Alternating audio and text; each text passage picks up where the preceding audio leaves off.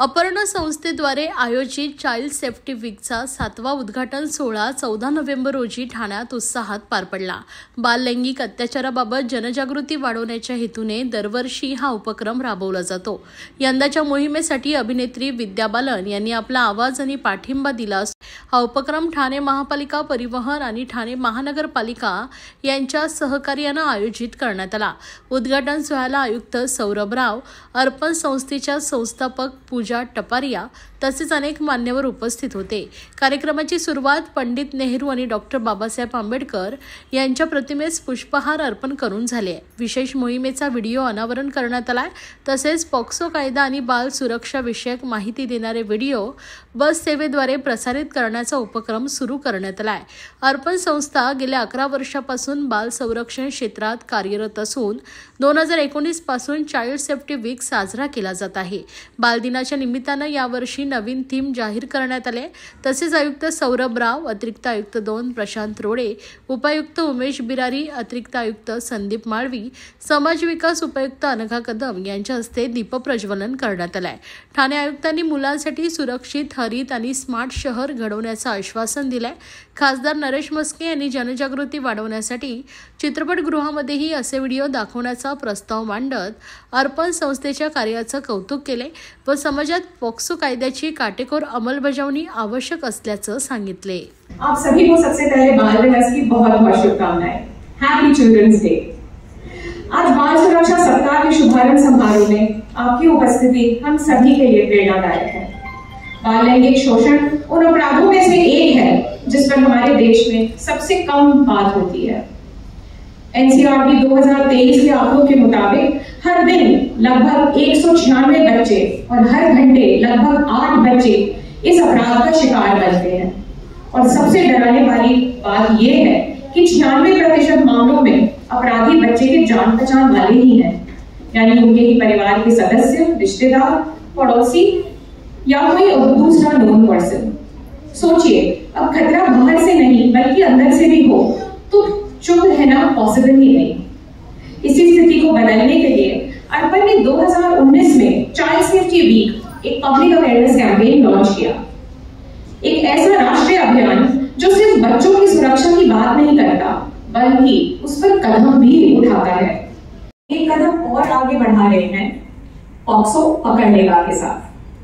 Message बिल्कुल साफ है, अगर किसी ने भी बच्चे को, कोई भी बच्चे को गलत तरीके से छुआ या उसकी गलत वीडियो बनाई तो पॉक्सो पकड़ लेगा। पॉक्सो सिर्फ कागज पर लिखा कानून नहीं बल्कि बड़े पैमाने पर इस्तेमाल किया जा रहा है पूरे देश के अंदर। अपराधियों को दंड भी मिल रहा है और बच्चों को भी न्याय।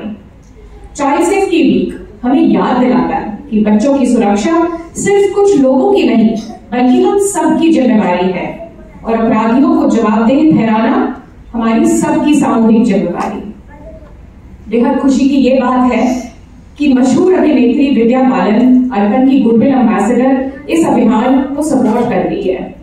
जब ऐसे व्यक्तित्व के लोग जुड़ जाते हैं तो अभियानों को और मजबूती मिल जाती है और साथ ही जब आप सभी जुड़ जाते हैं तो अभियान लाखों लोगों तक पहुंचने में मदद करता है।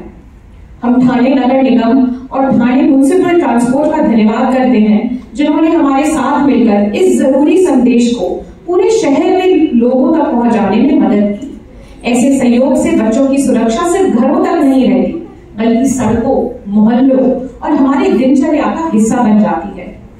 ऐसे अभियान लोगों को जागरूक करते हैं, लोगों को सतर्क करते हैं और समाज के बच्चों को सुरक्षा के लिए एकजुट करते हैं। समाजामध्ये ज्या ज्या घटकांशी लहान मुलांचा संबंध येतो त्या लोकांमध्ये सुद्धा ही जनजागृती करणं गरजेचं आहे। ही तर लहान चिमुरडी मुलं आहेत, त्यांना हा कायदा काय आणि आपला उद्देश काय हेही या मुलांना कल्पना नाहीये।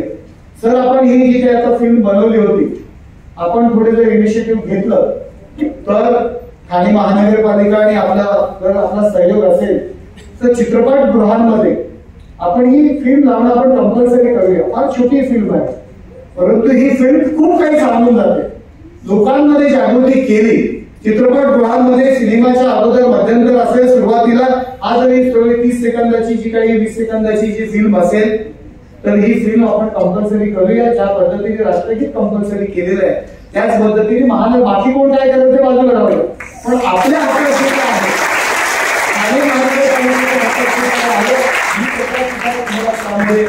मदत करेल. आणि ठाणे शहरातील सर्व चित्रपटगृहांमध्ये ही फिल्म लावून आपण बंधनकारक करूया. खऱ्या अर्थाने ती जनजागृती होणार आहे. जे आता हळूहळू मॅच्युअर होत आहेत, जे त्यांचे जवळपास आजूबाजूच्या लोकांना परिस्थितीना जे ऑब्झर्व करतात, ज्याला आपण कॉग्निटिव्ह लर्निंग म्हणतो, जे संज्ञानात्मक ज्ञान त्यांना प्राप्त होत असतो. या दरम्यान त्यांच्या बरोबर जर एखादी अप्रिय घटना, अनुचित घटना घडली तर त्याचा जे स्कार आहे, त्याची जे पीडा आहे ते आयुष्यभर त्यांच्या मानसपटलावर ते अमिट रेष म्हणून तिथे राहून जाते. आणि म्हणून